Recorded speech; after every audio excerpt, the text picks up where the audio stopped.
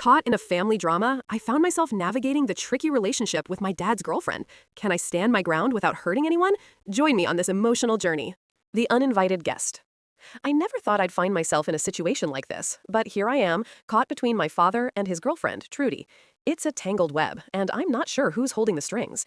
At 26, I've got my hands full with a baby and a job, and frankly, I don't have the energy to navigate the complexities of adult relationships. My father, in his late 50s, has been dating Trudy, who's in her early 40s, for about 6 years. They've had a whirlwind romance, but it took Trudy a while to move in with him, and since then, it feels like she's become a permanent fixture in our lives.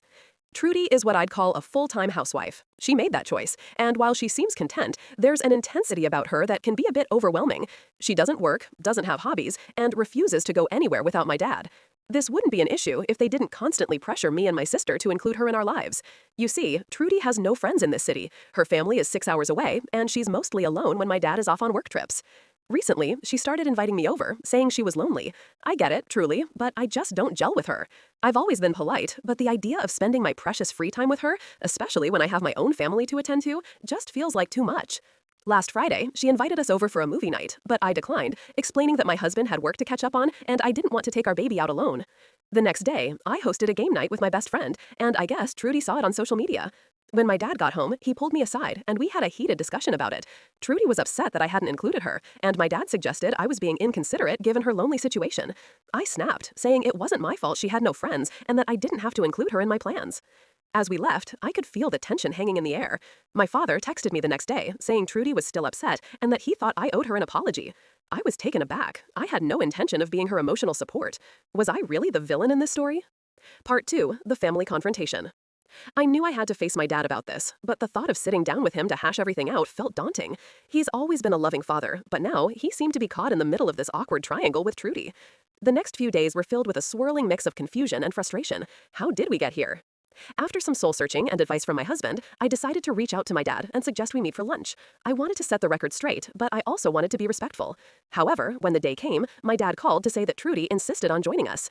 I felt a rush of irritation. This was supposed to be a private conversation. I told him I wanted to talk alone, but he didn't want to leave her alone at home. This led to a small argument, and ultimately, we had to reschedule. It felt like the universe was conspiring against me. Instead, my husband and I took our baby out for lunch, and I vented to him about the situation. He expressed how he admired my effort to keep things civil, but it was clear that this wasn't working. That night, I realized I needed to put my foot down. I called my dad the next day while Trudy was at the gym. I told him, in no uncertain terms, that I didn't like Trudy and wouldn't be spending time with her. My father started to guilt-trip me, sharing Trudy's backstory and how much she cared for me. But honestly, I didn't care. I didn't owe her anything, and I certainly wasn't responsible for her feelings. The conversation turned to her loneliness, and I reminded him that she had plenty of opportunities to meet people if she wanted to. My father finally conceded that he wouldn't push me to hang out with her anymore, but I knew that Trudy might not take that lying down. I could sense the tension building, and I wondered how she would react to this newfound distance. Part 3, the aftermath. It didn't take long for the fallout to begin. Just as I suspected, Trudy wasn't going to take my rejection lightly. I could feel her presence looming over our family gatherings, as if she were an unwanted shadow. My father seemed caught between wanting to support her and trying to maintain a relationship with his daughter. It was awkward, and I could see the strain it was putting on him. A few days later, I received a text from my dad asking for another conversation. He was worried about Trudy's feelings and how they might affect his relationship with her. I took a deep breath, unsure of how to respond. I knew I had to stand my ground, but it was exhausting to keep having these discussions. I decided to reach out to my friends who knew Trudy and ask them to either block her or remove her from social media. I figured it would help prevent her from getting hurt by seeing what I was up to. It felt a bit harsh, but I needed to protect my space. Meanwhile, my husband and I joked about Trudy's increasingly clingy behavior, dubbing her the Terminator housewife. It was a coping mechanism, I suppose. Weeks passed, and I tried to focus on my own family, but I couldn't shake the feeling that this wasn't over. One evening, my dad called, and I braced myself for more drama. He told me Trudy felt hurt and confused about my decision to distance myself. I kept reminding him that I had no obligation to fix her loneliness. My priority was my son and my mental health. As I reflected on everything, I realized that this situation had forced me to set boundaries I didn't even know I needed. I was learning to stand up for myself, and while it was uncomfortable, it felt empowering.